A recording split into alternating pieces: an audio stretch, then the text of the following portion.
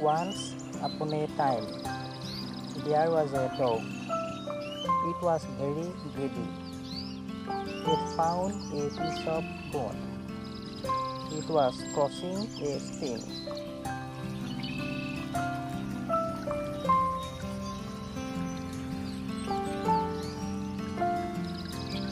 It saw its reflection in the water.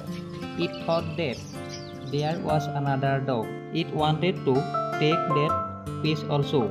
It opened its mouth to bark. The piece of bone fell into the water. It was very sad. Moral of the story: greed is a curse.